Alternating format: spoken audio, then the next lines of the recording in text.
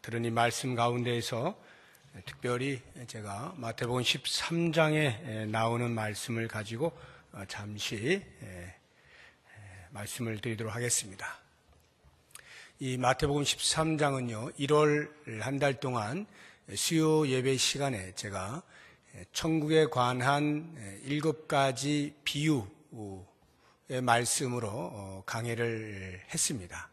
그래서 그 말씀을 제가 다시 간단하게 요약해서 여러분들에게 다시 말씀을 드릴 텐데, 수요 예배에 나오지 못하신 분도 계시고, 그리고 나오셨다 하더라도 다시 한번 전체를 제가 정리를 해드릴 때, 하나님 나라와 나의 관계, 그리고 내가 이미 임한 하나님 나라의 백성으로 산다는 것이 무엇을 의미하는 것인지, 하나님 나라는 과연 무엇인지, 내가 어떻게 이해하는지, 이런 것들을 명확히 이 시간에 좀 깨닫고 그 하나님 나라의 백성으로 잘 살아갔으면 좋겠습니다. 이 마태복음 13장에는 하나님 나라에 관련되어져서 7가지의 비유가 나옵니다. 이것을 제가 4가지로 정리해서 말씀을 드릴 텐데, 첫 번째가 하나님 나라의 신비입니다. 하나님 나라의 신비. 이 땅에 임한 하나님의 나라는 신비스럽게 도래했다라는 뜻입니다. 이 신비라고 하는 것은 성경에는 비밀로 나와 있습니다만, 이 비밀이라고 하는 것이 영어의 시크릿, 그런 의미가 아니라 미스테리라고 하는 의미예요. 그래서 이 비밀이라고 나와 있는 이 단어의 원어를 보면 미스테리온 이렇게 되어 있어요. 헬라어가. 여기에서 영어의 미스테리가 나왔는데, 미스테리, 신비. 다시 말하면 이 땅에 이미 임하였는데 어떤 사람은 그것을 알아보고 어떤 사람은 알아보지 못한다라고 하는 차원에서 신비라고 하는 것입니다.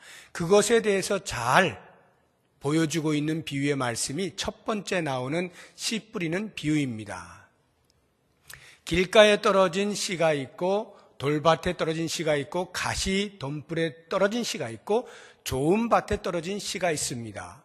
이렇게 떨어진 씨는 복음을 의미하는 것인데, 복음이 이 땅에 들어왔음에도 불구하고 좋은 밭에 떨어진 씨만 열매를 맺고, 그렇지 않은 다른 밭에는 열매를 제대로 맺지 못하는 거예요. 이 말의 의미는 하나님의 나라가 복음과 함께 들어왔는데도 불구하고 일부 사람들에게만 그것이 보이고 대부분의 사람들에게는 보이지 않는다라고 하는 차원에서의 신비.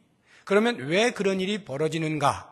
그것은 하나님 나라에 대한 기대가 자기가 생각한 것과 다르게 도래했기 때문에 그렇습니다. 영광스럽게 도래할 것이라 기대하던 사람들은 그렇지 못한 하나님의 나라의 모습을 보면서 이건 하나님의 나라가 아니야 라고 하는 생각 때문에 이미 눈앞에 있음에도 불구하고 그것을 깨닫지 못한다라고 하는 것입니다.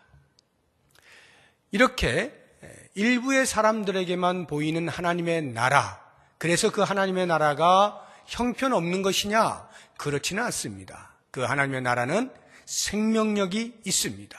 좋은 밭에 떨어진 씨가 100배, 60배, 30배의 결실을 맺는 것은 거기에 생명력이 있기 때문인 것을 증명하고 있는 것입니다. 이러한 증명을 보다 더 확실하게 하기 위하여 2개의 비유가 더 등장하는데, 그 첫 번째가 겨자씨 비유이고 그 다음에 누룩 비유입니다. 이 겨자씨는 아주 조그마한 씨입니다. 그래서 그 씨를 보고서 겨자씨의 다 자란 모습을 상상할 수가 없습니다.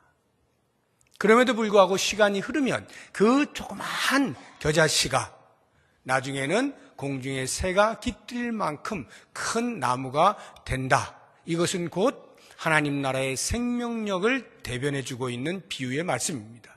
또 다른 비유인 누룩 비유를 보시게 되면, 누룩은 이스트를 말하는 겁니다. 밀가루와 섞여서 밀가루를 빵으로 만드는 부풀리는 작용을 하는 이 이스트. 우리의 눈으로 볼 때는 밀가루나 이스트나 전부 다 하얀 색깔이어서 뭐가 뭔지 구별이 안 됩니다.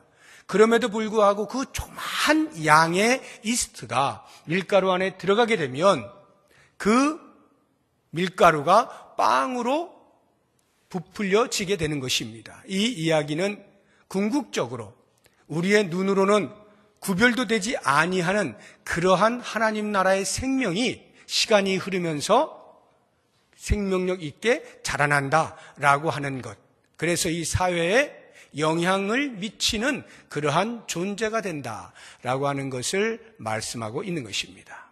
이러한 생명력 있는 하나님의 나라가 과연 얼마나 가치가 있을까라고 하는 하나님 나라의 가치에 대하여 알게 해주는 비유가 두 가지가 나옵니다. 그 첫 번째가 밭에 감추인 보화 비유이고 값진 진주, 좋은 진주를 사는 장사의 비유입니다.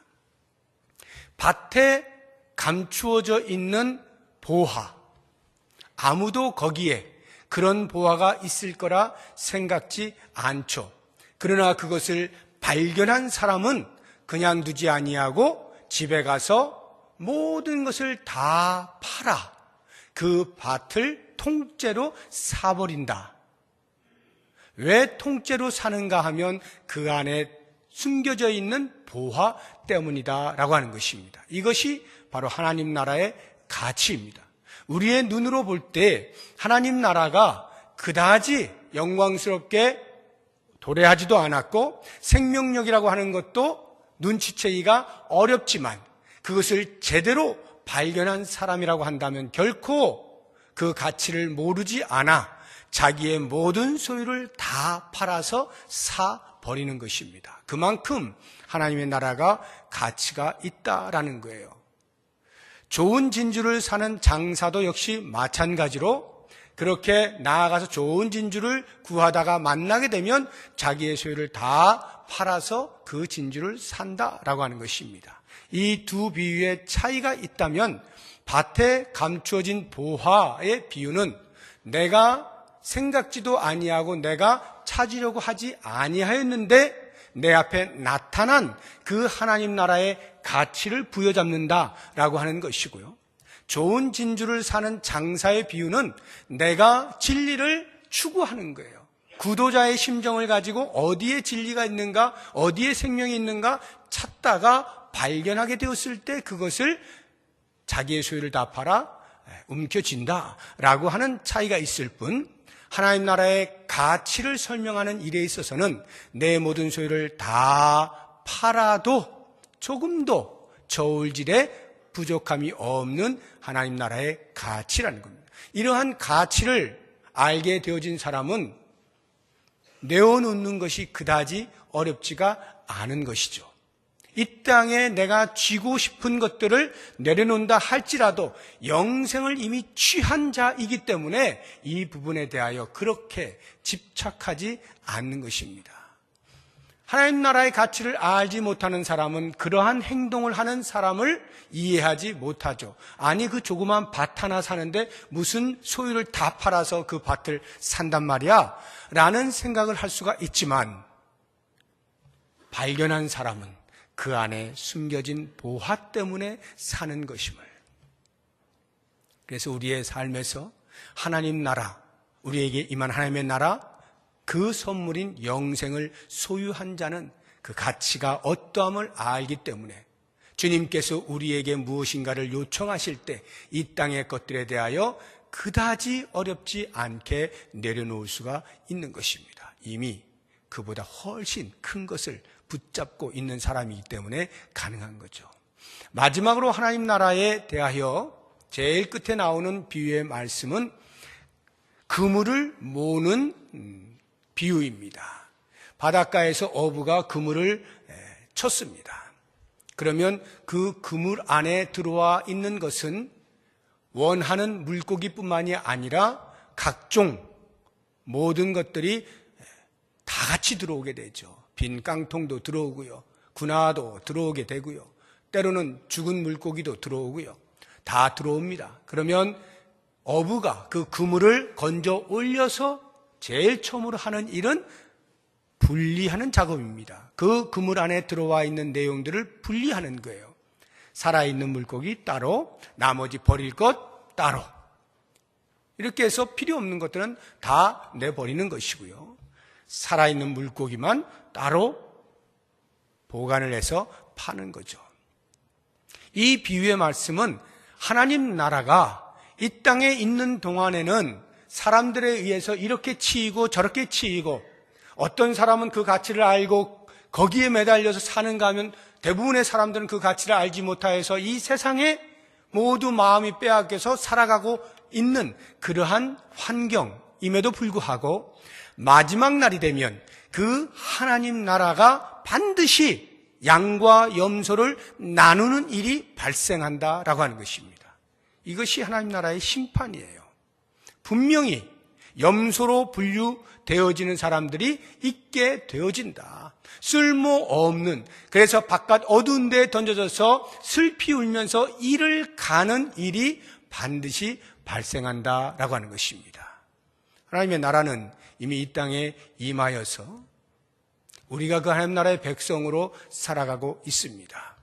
때로는 그 하나님 나라의 백성으로 산다는 것이 언제나 행복하고 언제나 평탄한 길을 걷고 언제나 많은 사람들에게 인정을 받고 존경을 받는 그러한 모습이 아닌, 손가락질을 받거나 조롱을 받거나 인정받지 못하거나 또는 손해를 보거나 더 심하면 예수 믿는다는 믿음 때문에 핍박을 받게 되어지는 일들도 있습니다.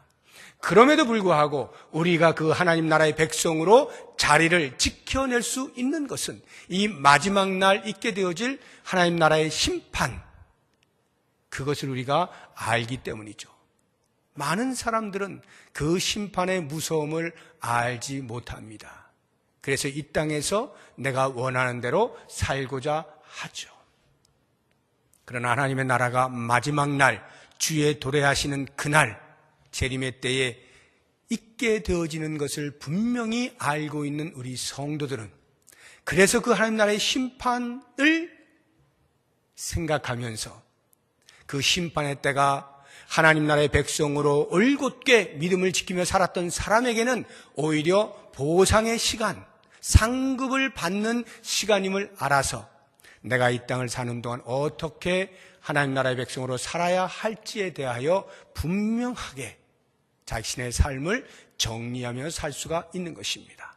이제 이 마태복음 13장에 나와 있는 천국에 대한 7가지의 비유를 다시 한번 여러분의 삶 속에서 자신에게 적용을 하면서 나는 지금 하나님 나라의 백성으로 살아가고 있는가? 그 하나님 나라의 백성으로 산다는 것에 대한 자부심과 자긍심을 가지고 사는가?